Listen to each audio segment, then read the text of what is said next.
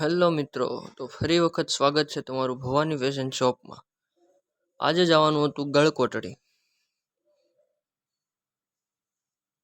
પત્રિકા બાંટવા. ગળકોટડીથી શેખ પીપરિયા કેવડો મોટો થાંભલો છે.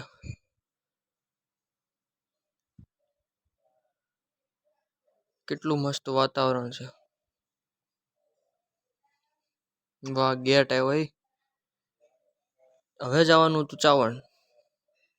ચાવણમાં તો ખબર જ છે આવડો મોટો કોન છે. જો પત્રિકા બાટે. જલ્દીથી આ વિડીયો શેર કરી દેજો. સેલમાં કોઈ રહી ન જાય. મારી આઈડીને ફોલો કરો, લાઈક કરો અને શેર કરો.